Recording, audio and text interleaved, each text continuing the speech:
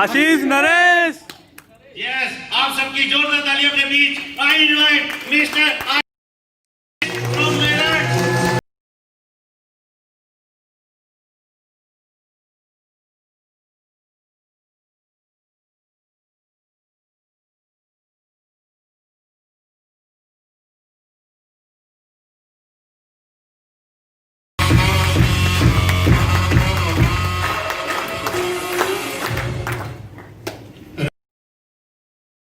नमस्कार, सत श्री अकाल, अस्सलाम वालेकुम।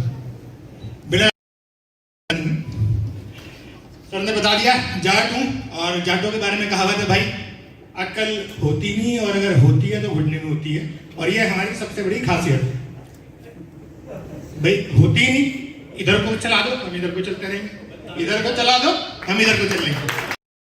अगर थोड़ी सी है तो और तेज चलेंगे, दाएं बाएं देखते नहीं हम।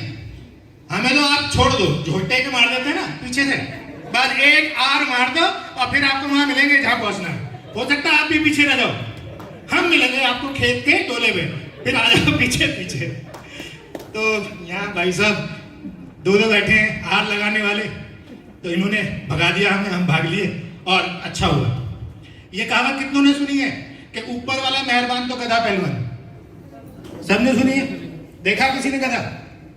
आज देख लो, मैं वो गधा हूं जिस पे ऊपर वाला मेहरबान है भाई। दो लेग दोनों में क्राउन, कुछ करने की जरूरत है भाई? ऐसे ही तो मेहरबान होता है ऊपर वाला। दो लेग दोनों में क्राउन, दोनों भाग रहे हैं और दोनों मेरा नाम ले रहे हैं। मतलब क्या धंधा है? आपको कुछ नहीं करना, आपने ऐसे लोग ढूंढ लेना। आपने आशु नीतिका जैसे, आपने धर्मेंद्र जैसे ऐसे लोगों को आपने ढूंढा, उन्हें ज्वाइन कराया। अकल की जरूरत नहीं है, उन्हें उठाओ, उन्हें उठाओ।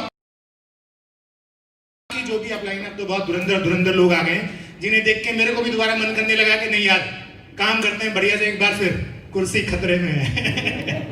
बहुत सुन लिया। तो 5 मिनट है सर। कोरोना वायरस के बारे में कितने लोगों ने सुना है? सभी ने। डर कितने लोग रहे? कोई नहीं, सारे डर रहे हैं, मना करेंगे। मैं कह दूं ना मुझे कोरोना है, कितने मिलेंगे? एक नहीं मिलने का इस कमरे में।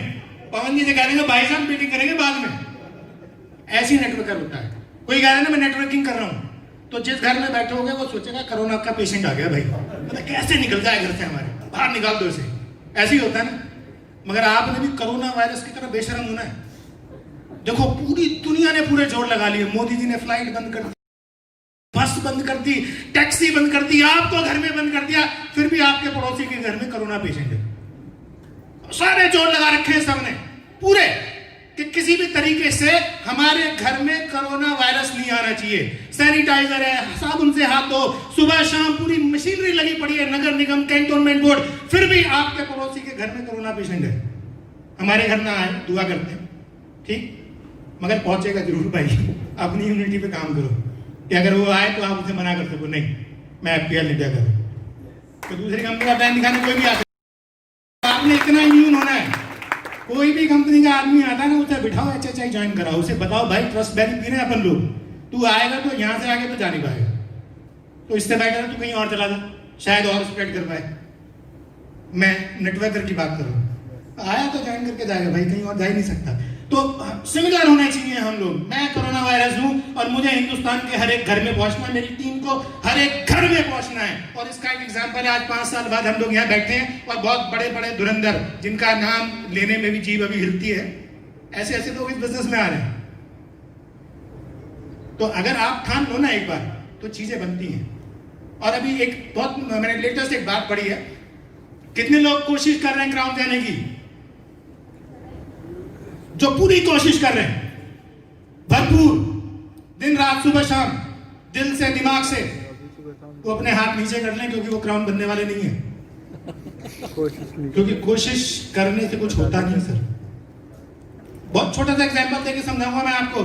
आप मान लो मेरठ से दिल्ली जा रहे हो, मेरठ बस स्टैंड पे गए, बस में बैठे, बस वाले ने, ड्राइवर ने बस स्टार्ट की और आपकी तरफ मुंह करके कहा कि मैं पूरी कोशिश करूंगा आपको दिल्ली सही सलामत पहुंचाने की। कितने लोग बैठे रह जाएंगे? मतलब कोशिश का मतलब क्या हुआ? कोशिश दूसरा नाम है फेलियर का। आप इसे सम्मानजनक शब्दों में कह सकते हो कि मैं फेल होने वाला हूं, क्योंकि कोशिश करने से कुछ होगा नहीं। आपने फोकस होकर काम की तरफ चल पड़ना है, काम हो जाएगा आपका ऑटोमेटिक हर हाल में।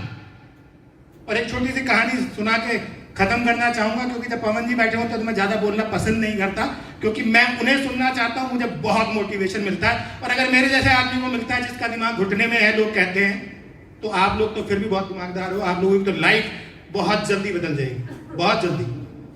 एक बार 2 छोटे बच्चे होते हैं, 5 साल का, एक 7 साल का, और दोनों जंगल की तरफ जा रहे होते हैं कहीं किसी बाग में आम तोड़ने। तो एक जंगल में एक छोटा सा कुआं था, तो वो कुएं में अकस्मात झांकने लगे, और झांकने से जो 7 साल का बच्चा था ना, वो कुएं में गिर गया। अब कुएं में गिर गया, दूर दूर तक कोई नहीं था, कोई बचाने वाला नहीं था, कोई देखने वाला नहीं था।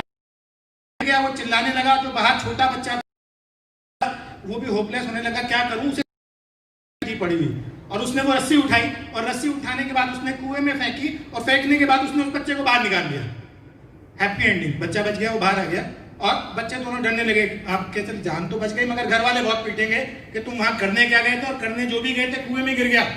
चलो वो गांव गए, वो गांव जाके उन्होंने बताया, क्योंकि डर था कहीं और से ना पता लग जाए। जब उन्होंने बताया तो गांव वालों ने विश्वास नहीं किया कि ऐसा कैसे संभव है, ऐसा कैसे हो सकता है कि अगर 5 साल वाला गिरा होता तो उसको 7 साल वाला शायद निकाल भी लेता, क्योंकि वो उससे उम्र में बड़ा है, साइज में बड़ा है, पावर में बड़ा है, एनर्जी में दुगना है, वो उसको निकाल सकता था। मगर अपने से 2 साल बड़ा, जिसका वेट ज्यादा है, जिसको बाहर निकालना छोटे वाले के लिए नेक्स्ट टू इम्पॉसिबल था, असंभव था, फिर भी उसने उसको बाहर निकाल दिया। बहुत बातें हुई, लोगों को लगा कि शायद मजाक कर रहे हैं। फिर वो उस गांव के सबसे बुजुर्ग व्यक्ति के पास गए और उनसे उन्होंने पूछा कि ये बच्चे ऐसा बोल रहे हैं, क्या ये संभव है? तो बुजुर्ग ने कहा हाँ, ऐसा ही हुआ होगा। लोगों को लगा कि शायद बुढ़ापे में इनका भी दिमाग चल गया है। उन्होंने कहा क्या लॉजिक है, आप कैसे कह सकते हो? उन्होंने कहा बिल्कुल। उन्होंने बच्चे से पूछा बेटा ऐसा हुआ था? उसने कहा हाँ ऐसा हुआ था। गांव वालों ने पूछा फिर आप जस्टिफाई करो। तो उन्होंने एक छोटी सी बात कही, उस छोटी सी बात उन्होंने कहा वहां दूर दूर तक कोई तू नहीं कर सकता। उसके दिमाग में सिर्फ एक ही बात सेट थी कि ये करना है, दूसरा कोई थॉट उसके दिमाग में आया ही नहीं, और उसने उसको निकाल के बाहर कर दिया। और ये हम सबको पता अपनी पे आ जाए, मगर हमें हमारा पड़ोसी करने नहीं देता। आप उसके पास गए, आपने प्लान दिखाया, तो कहे अबे तेल बेचेगा, सिर में लगाने का, आंवले का, ऐसी होता। उसने ये बोला, आपने अपना झोला उठाया और घर। अगले दिन बीवी गई, तेरा पति तेल बेचने लगा, शाम का खाना भी नहीं मिलेगा अगले दिन। नहीं है, क्या होता है। मेरा बहुत बार बंद हुआ है, मेरा अपने घर में भी बंद हुआ है। मैं ये आशु नेतिका 19 साल बाद ज्वाइन करें, आपको लगता है आसान था उनको ज्वाइन कराना? मतलब इतनी इंसल्ट हुई, आप पूछिए नहीं। मैं इनके घर गया, इन्होंने चाय बनानी बंद, पानी नहीं पूछते, मैं बैठा हूँ अकेला। मैं भी तो आग लगा दी थी, झोटा भाग रहा है, मैं जाऊं तो हूं नहीं। मगर एक बात और मैं बताता हूं कि अगर आप सोच लो ना तो चीजें पूरी होती हैं। अब अगर आपके दिमाग में आ गए, अब हम नाम लेके ज्वाइन कराते हैं लोग, मतलब यहाँ एग्जाम्पल है, लोग हम एक बंदे को ढूंढते हैं, उस पर टिक मार्क लगाते हैं कि अगले 6 महीने में हमारे बिजनेस में आएगा।